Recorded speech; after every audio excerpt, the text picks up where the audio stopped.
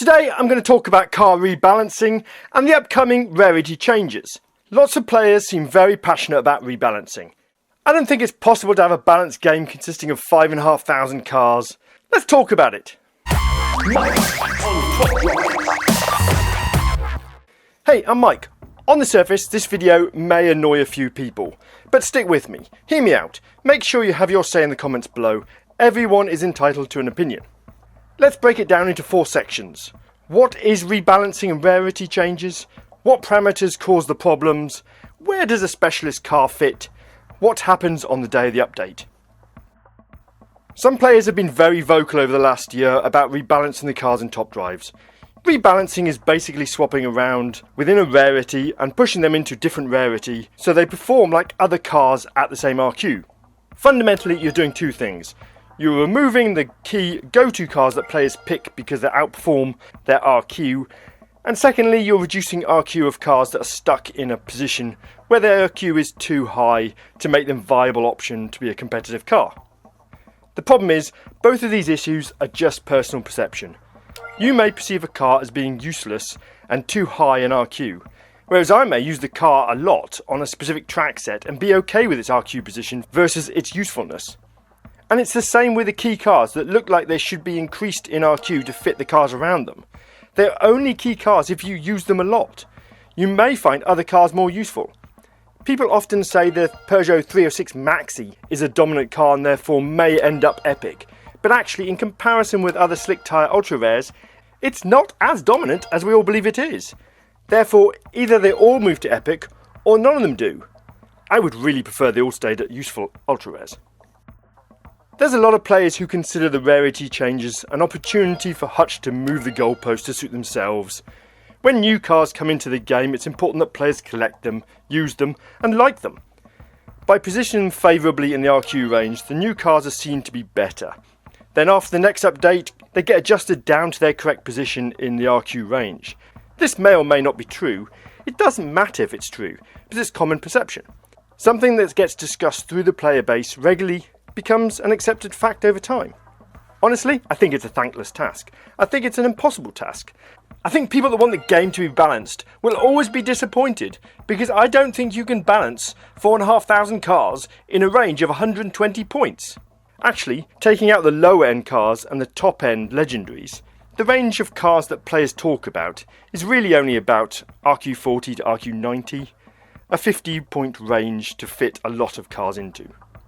Anyone would find it hard to define a balance for that number of cars on dozens of tracks. So can every car be useful? We've seen more low-end epics being included in the challenge tags recently. Surely that makes them useful. They don't need to drop to ultra rare. They've had their day in the spotlight. Do we not need a bunch of useless cars to be able to recognise the good ones? Isn't a car that's hitting above its RQ a useful thing? Once it gets put in its rightful place, it becomes just another car in a crowded game. I guess the response to that is that the challenge criteria and the track sets play a big part in making a car stand out. Maybe a car only needs to be dominant on a single track to still make it a useful car. If you move a great car into a different RQ, doesn't that change the definition of what it takes to be a car at both of those new and old RQ? Using the example above, if all the slick tyre twisty cars that are currently around the RQ62 ultra rare range move to RQ68 epic, for instance, then the RQ62 position would have much less interesting and useful cars in it. It would end up feeling like a mid-level boring RQ full of all-surface tyre SUVs. And that would be the definition of RQ62 now. What I'm saying is, if you balance a group of cars, the ones left behind are unbalanced in the process. Let's take a moment to discuss what are the main parameters that cause most of the problems in correctly positioning a car in the RQ range. There are a few parameters that throw off the balance of a car in top drives. Sometimes we call them taxes on the RQ number. The difficulty comes when we take a car on a specific track and compare it to another car on the same track. The common example is the legendary Lamborghinis. They all have 4-wheel drive, but personally I very rarely use them on wet tracks. The way the tracks and car criteria appear for events that require Italian cars, they, in my mind, always seem to be dry tracks. Therefore, to me, the four-wheel drive tax on a top-end legendary Lamborghini is unfair and unfounded. Now, if all Italian events were on wet tracks, then the increased RQ would be justified because the four-wheel drive becomes an important part due to the lack of standard tyre Italian legendary cars. But we don't see that many wet tracks with a restriction on Italian cars. When the criteria does allow legendaries on wet tracks, unfortunately you wouldn't take a Lamborghini because there are an abundance of standard tyre cars that fit those situations better.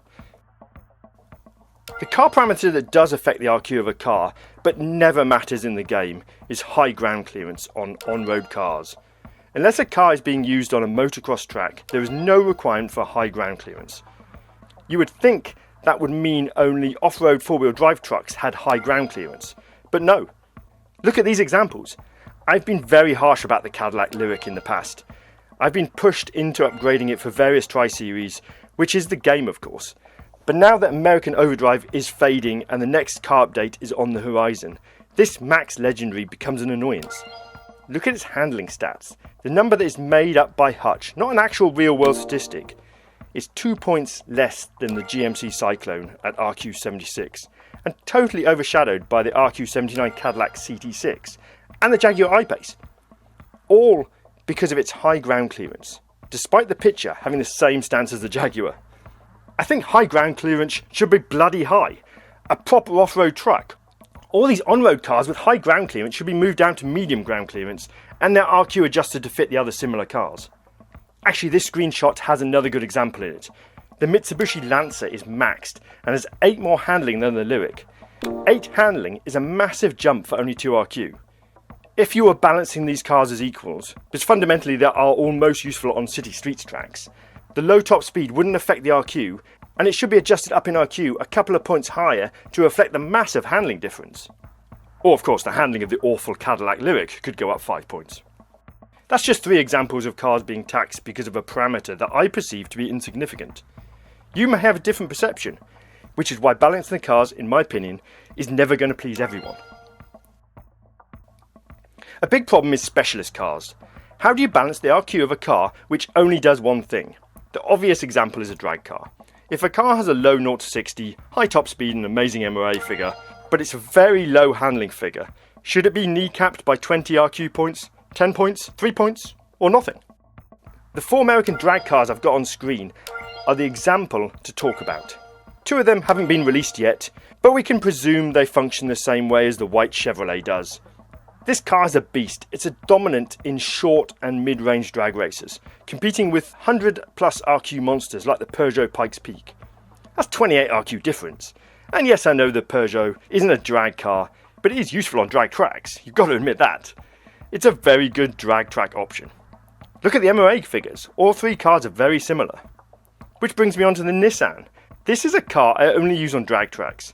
Mine has 1 upgrade in it. It's a useful car from the 1960s with 102 MOA, but it loses on every track to the Camaro, except the Test Bowl, which, let's face it, neither of them are Test Bowl cars.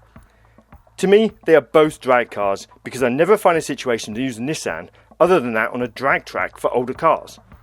Just looking at the figures, the Camaro should be 2 or 3 RQ higher than the Nissan, but you may see the 90 handling figure on the Nissan and consider it a great all-rounder. So to you, they're probably in the right RQ positions. So is the Camaro an RQ82, an RQ85, an RQ90? There's an argument for all positions. Again, my point is that rebalancing is an impossible task that will never make everyone happy. Those people who have passionately been calling for the Rarity changes over the last year may not be pleased with the results.